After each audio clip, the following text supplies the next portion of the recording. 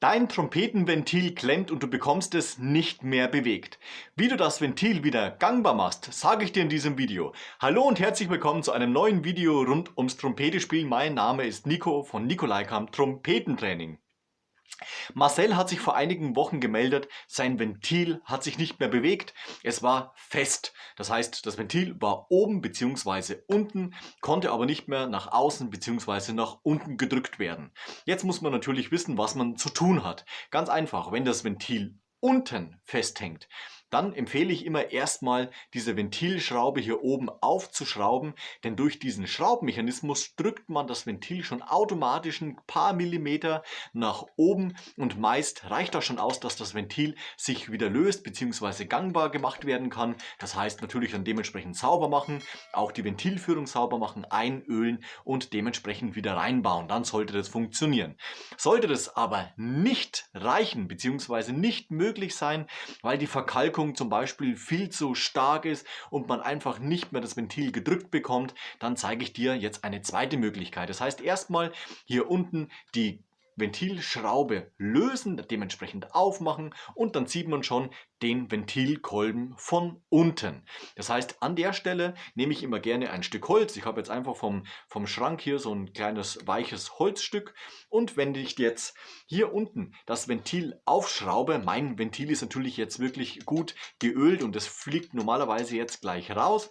Also wenn das Ventil verkalkt ist bzw. fest sitzt, dann bewegt sich das ja kein Millimeter. Das heißt, es würde jetzt nicht nach unten fallen. Deswegen mache ich jetzt nur zur Anschauung jetzt wieder diese Schraube zu. Das heißt, du hast sie im Ernstfall aufgeschraubt. Ganz wichtig. Und jetzt machst du auf diesem kleinen Holzteil mit dem Hammer leichte Schläge. Dadurch löst sich die Verkalkung. Benutzt am besten wirklich ein Holzstück, kein Stahlkolben oder sonstige Sachen, sondern wirklich ein weiches Holz und versuch vorsichtig dein Ventil rauszuhämmern. Das kann man ruhig auch ein bisschen fester machen, aber anfänglich immer erst mit leichten Klopfen bzw. leichten Schlägen mit dem Hammer. Wenn das nicht funktionieren sollte, dann würde ich dir immer empfehlen, geh zum Fachmann, zum Musikhaus, zum Instrumentenbauer.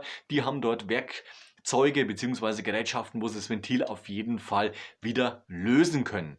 Wenn du Tüftler bist und natürlich keine Angst davor hast, es selbst zu machen, dann denk nochmal dran, hier unten ist auch die Schraube, die man aufschrauben kann zum Ventil, die am besten lösen. Und wenn es ganz geschickt läuft, kann man auch hier von dem Ventil noch die Schraube lösen. Da befindet sich die Feder drin, also da kann man ohne Probleme auch aufschrauben.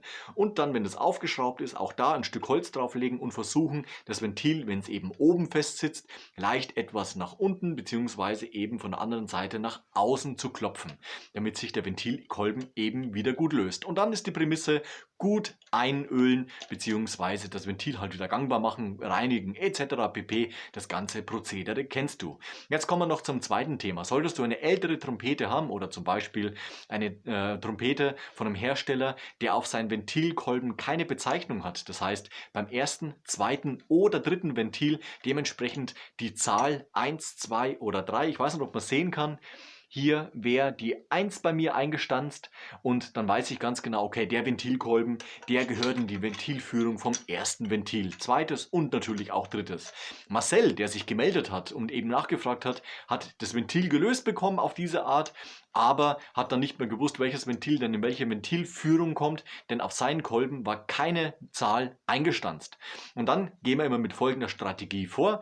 Wir haben hier das Mundrohr und dementsprechend läuft natürlich die Luft diesem Rohr entlang und mündet hier in das dritte Ventil. Das heißt, meine 3 Ventilkolben, die jetzt vor mir durcheinander gewürfelt auf dem Tisch liegen, da nehme ich einen und setze den ein, wie es sich eben gehört, und versuche Luft durchzupusten. Das heißt,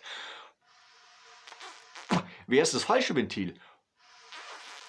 Merke ich schon, oh, da ist aber ein großer Widerstand, da geht überhaupt nicht die Luft rein, so wie es sein soll. Dann ist es nicht der richtige Ventilkolben. Also dann den zweiten und den dritten noch ausprobieren und einer von den dreien lässt die Luft idealerweise durch. Danach machen wir das mit dem zweiten Ventil und natürlich bleibt am Ende eins übrig, nämlich das erste Ventil. Und sobald wir das gemacht haben, dann wissen wir auch, diese Positionen sind für die jeweiligen Ventile zuständig.